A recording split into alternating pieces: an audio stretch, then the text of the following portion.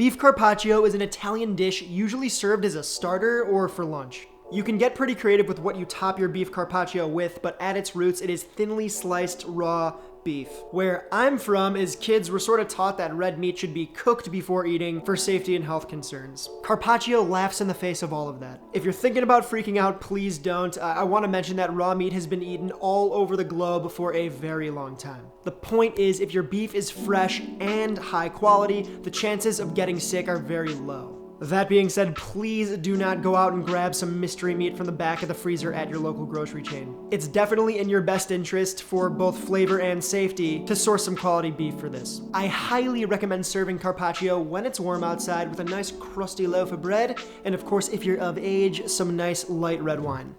Beef carpaccio starts with thin slices, so to make slicing easier, let the beef chill in the freezer for 2 hours before prepping. It's a bit pricey, but filet mignon is my favorite cut for carpaccio. So it's not frozen solid, but it's pretty, oh my god. So you can still see, like, it's still a little squishy here. The chill from the freezer is going to give the meat just enough firmness to make the cuts. Use a sharp knife and go for about 1/8 of an inch per piece. It's okay if your slices are a little hefty, we're gonna pound these out flat anyways, but try your best to keep things thin. I like using filet for this because the meat is already super tendy, which is very important when serving something raw. No tough cuts here.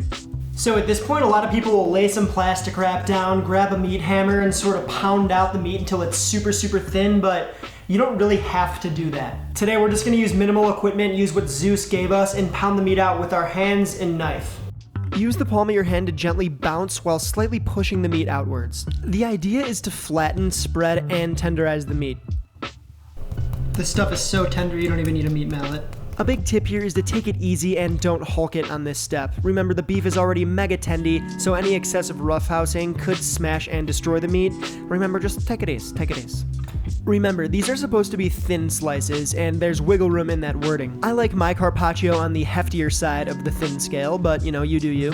I feel that if carpaccio is too thin, it tends to be underwhelming, and too thick and it's a little too much, so just go for something with some oomph to it, but not quite beef medallion status. You're on the right track if you can see light through the beef. Cut enough boeuf to cover the plate that you're serving on. We want a nice thin layer of meat. This serving style is elegant, but it's also functional. A nice flat landing surface for the toppings is recommended.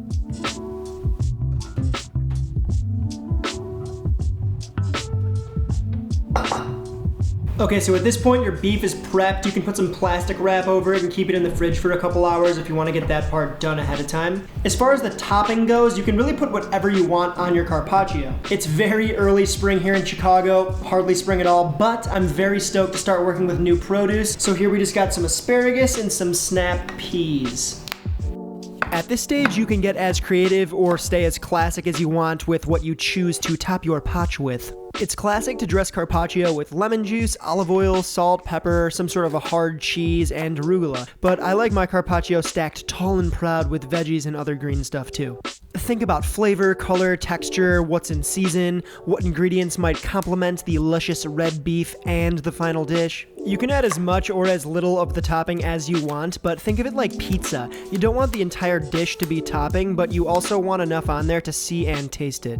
A cool trick that you can do with asparagus is to use a vegetable peeler to slice it into sheets like that, then just toss them in an ice bath. The ice bath tightens the asparagus up, giving a crisp bite and curling them slightly. Just run them through a salad spinner after the fact to dry them off, and boom.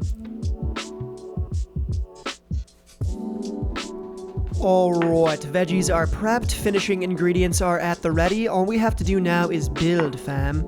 Before we do anything, lay on some good olive oil, a nice textured salt with some crunch to it, capers, and capers are a must for me. I really love them. They provide a salty little pop of brininess, goes really nice with the beef. Then lastly, some fresh grated black pepper. This is our chance to season the beef. We want it to taste good before anything else goes on top, then on with the veggies. If you can't already tell, I like a substantial plate of carpaccio with plenty of colors, but you can also use less topping and decorate the plate like fine art if you're feeling like a fancy boy. Then it's on with our Parmigiano-Reggiano ribbons. Make sure to distribute them evenly on the plate. The capers and the cheese are a must for me because they provide a certain saltiness that pairs very well with the fresh veggies and beef. Then finish her up with a bit more salt, pepper, and EVOO. Then just before serving, squeeze on a bit more of that lemon juice just to sort of wake everything up a little bit there. And that, mi amigos, is how I like my potch. A nice loaf of bread is a must. It doesn't matter what kind, but I really like a baguette because of the crunchy exterior and soft interior. I don't have a special story or a unique insight to every dish out there, but this one definitely hits home for me. Growing up, my mom and I used to walk to this little Italian spot near our apartment. She would always get a nice glass of wine, maybe some pasta, and I would order the beef carpaccio with extra bread for my entree. We'd sit in a booth, talk about the day, hang out. The tables were also covered with paper, and the servers always let me borrow a pen to draw all over it, so that was pretty tight. By the end of dinner, the table would be a complete mess of breadcrumbs, olive oil, and whatever else a 10-year-old kid draws. I'd leave the place with a toothpick, maybe some hard candy. I'd probably try to sneak a matchbook on my way out. The walk home was always awesome. I'd always be super full and happy, and ever since, Carpaccio's been a favorite of mine.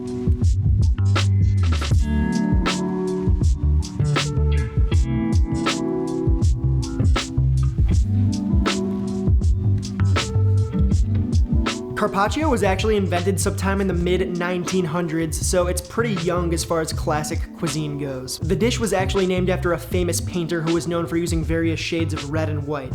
And that is going to be it from me for this week, my beauties. Grazie for tuning in, and I will see you next week. Ciao!